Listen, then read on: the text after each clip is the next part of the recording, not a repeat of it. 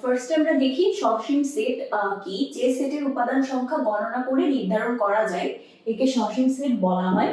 যেরকম ডি সেটের উপাদান সংখ্যা নির্দিষ্ট এক্স ওয়াই জেড, তাহলে যে আমি উপাদান সংখ্যা এখানে বলতে পারবো যে এর উপাদান সংখ্যা 3টি। তাহলে যে সেটের উপাদান সংখ্যা গণনা করে নির্ধারণ করা যায় এরকম সেটকে আমরা সসীম সেট বলবো। আবার এই সেটের সদস্য দেখো 3, 6, 9 এরকম করে 60 পর্যন্ত, এটাও তুমি কি গণনা করে নির্ধারণ করতে পারবা। মানে শেষ যদি একটা উপাদান ফিক্সড করে দেয়া থাকে, যে লিমিটটা যে শুরু হচ্ছে কই থেকে আবার শেষ হচ্ছে শেষ উপাদান এবং শুরুর যে উপাদান, প্রথম উপাদান এবং শেষ উপাদান যদি ফিক্স থাকে, তাহলে সেই ক্ষেত্রে আমরা বলতে পারবো সেটা হচ্ছে সসীম সেট। এটা তো গেল সেট গঠন তালিকা পদ্ধতিতে।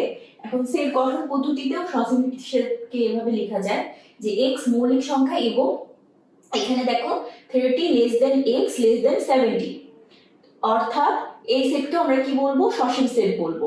ডি সেটে দেখো 3টি উপাদান, ই সেটে 20টি উপাদান এবং এফ সেটে 9টি উপাদান আছে। অর্থাৎ প্রত্যেকটা সেটে কয়টি উপাদান আছে এটা যদি আমি ফিক্সড বলতে পারি, তাহলে ওই সেটকে আমি বলবো সসীম সেট। এরপরে দেখো অসীম সেটের ক্ষেত্রে যে সেটের উপাদান সংখ্যা নির্ধারণ করা যায় না একে অসীম সেট বলা হয়। যেরকম এখানে বলা হয়েছে যে a ইকুয়ালস টু কি x such that x বিজোড় স্বাভাবিক সংখ্যা। তো বিজোড় স্বাভাবিক সংখ্যা যদি হয় তাহলে 1 থেকে শুরু করে 1, 3, 5, 7 এরকম করে ইনফিনিটি পর্যন্ত যেতে থাকবে। এটার আমি কোনো লিমিট বলতে পারবো না যে 9 পর্যন্ত হবে কি হচ্ছে 90 পর্যন্ত হবে বা কি, এটা আমি কোনো লিমিট দিতে পারবো না। তো এই ক্ষেত্রে এই সেটের উপাদান সংখ্যা কত সেটা আমি গণনা করে প্রকাশ করতে পারছি না, তো এই সেটকে কি বলা হবে? অসীম সেট। আবার যেরকম স্বাভাবিক সংখ্যার সেট n ইকুয়ালস টু 1, 2, 3, 4 এটাও কি একটা অসীম সেট। পূর্ণ সংখ্যার সেটও কি অসীম থেকে মাইনাস অসীম থেকে প্লাস অসীম পর্যন্ত, তাহলে এটাও কি অসীম সেট। এটারও কোনো নির্দিষ্ট কোনো সংখ্যা গণনা করে বের করা সম্ভব না।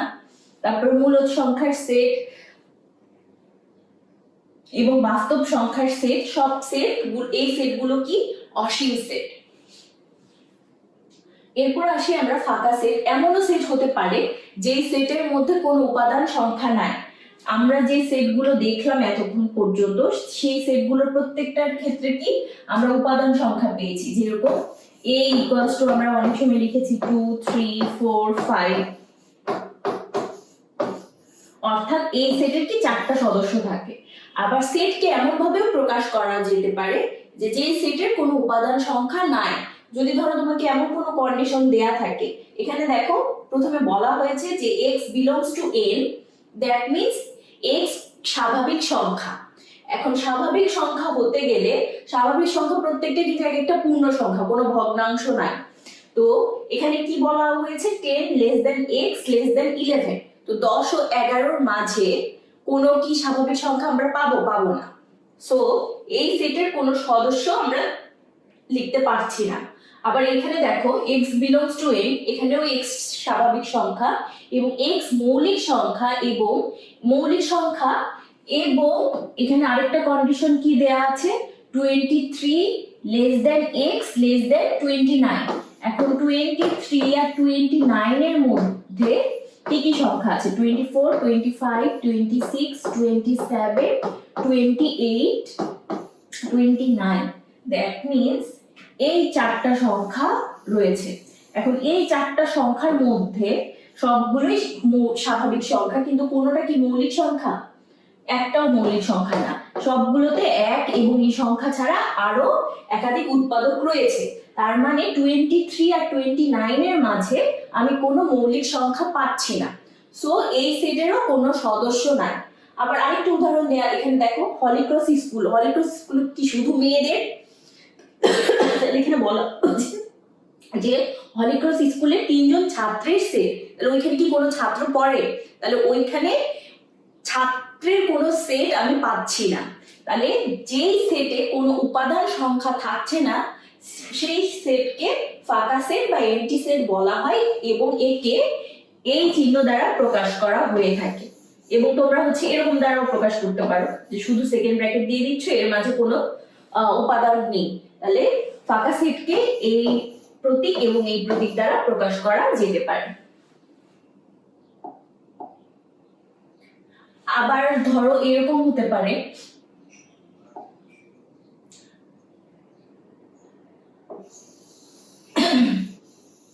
দেখো এই দুইটার যখন আমি হচ্ছে কমন সেটটা বের করব, যে এই দুইটা সেটের ইন্টারসেকশন সেট, তখন এইখানে কিন্তু আমি কমন পার্ট পাচ্ছি।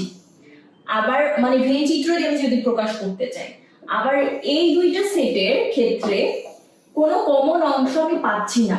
তাহলে দুইটা সেটের কমন অংশকে এ ইন্টারসেকশন, ধরো এই সেটকে এ দ্বারা প্রকাশ করলাম, এই সেটকে বি দ্বারা প্রকাশ করলাম, তাহলে এইদের দুইজনের কমন অংশকে এ ইন্টারসেকশন বি দ্বারা প্রকাশ করা হয়। তাহলে এইখানে তো কমন একটা পার্ট পাচ্ছি, that means A intersection B তে এলিমেন্ট থাকছে। আর এইখানে দুইটা ভেন ডায়াগ্রামের মাধ্যমে এখানে যদি হচ্ছে ধরো 2 3 থাকে, এখানে ধরো 4 5, তাহলে এই দুইটা সেটের কি কোনো কমন অংশ থাকছে না, তাহলে সেই ক্ষেত্রে এ ইন্টারসেকশন বি কি হবে, ফাঁকা সেট।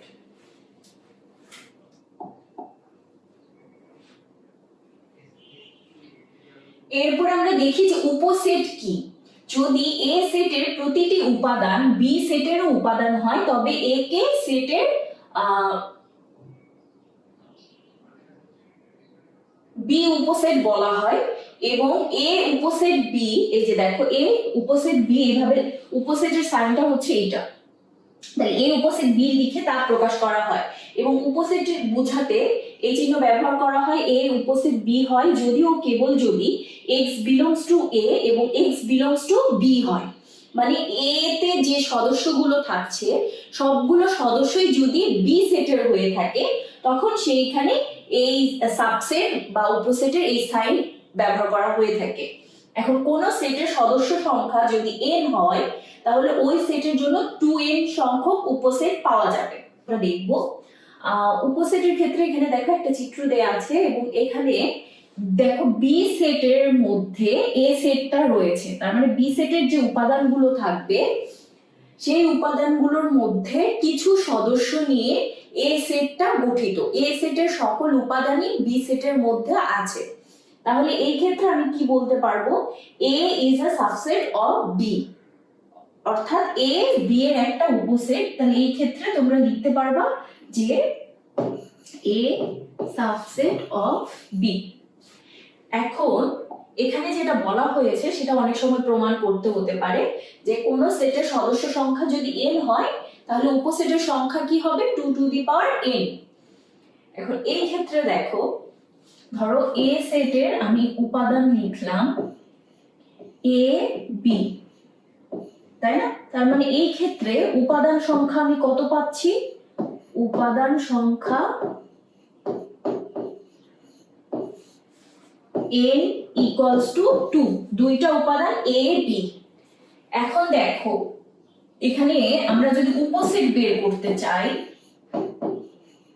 তাহলে উপসেট গুলো কি কি হবে, এই a সেটের যে উপাদানগুলো রয়েছে সেগুলোর এক বা একাধিক বা কোনো উপাদান না নিয়েও আমরা সেট গঠন করতে পারি। সেই সেটগুলোকে কি বলবো, এ সেটের উপসেট। যেরকম এ সেটের একটা উপাদান কি a, সো আমি a নিয়ে একটা সেট লিখতে পারি। আবার এ সেটের একটা উপাদান b, সো b নিয়ে একটা সেট লিখতে পারি। তারপর a b, এটাও একটা উপসেট হতে পারে। আবার কোনো সদস্য নাই অর্থাৎ এমটি সেট, সেটাও একটা উপসেট হতে পারে। অর্থাৎ সকল সেটের উপসেট কিন্তু এমটি সেট ফিক্সড, ওই সেটটাও হবে এবং ফাঁকা সেট সেইটাও হবে, এবং তার সাথে ওই উপাদানগুলো একটা বা এক বা একাধিক ভাবে নিয়েও আমরা উপসেট লিখতে পারি। তাহলে এখানে দেখো উপসেটের ক্ষেত্রে আমরা কয়টা উপসেট পাচ্ছি, 4টা উপাদান সংখ্যা, 4টা উপসেট। তাহলে এই 4টিকে আমি কি লিখতে পারি, 2 স্কয়ার আকারে লিখতে পারি।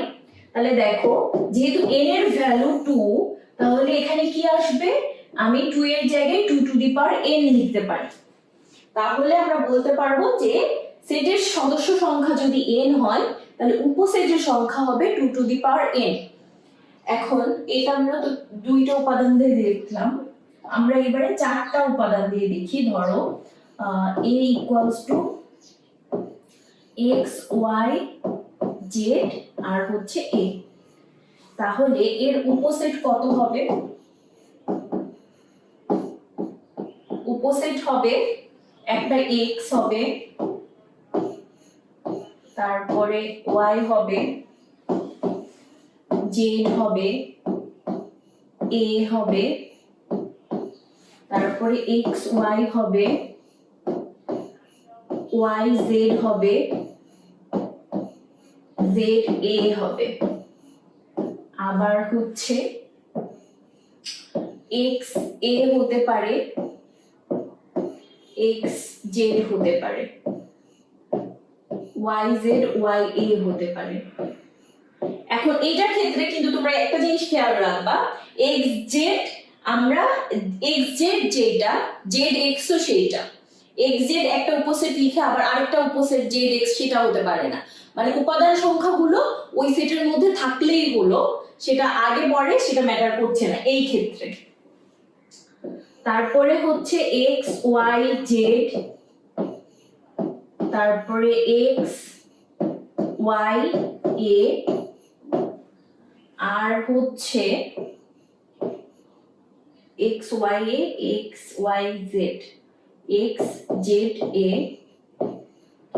তারপরে হচ্ছে y z a, তারপরে x y z a, আর হচ্ছে এমটি সেট।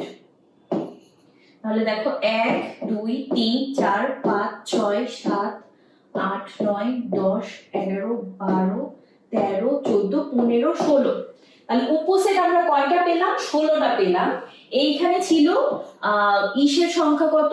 এ সেটের উপাদান সংখ্যা ছিল 4টা,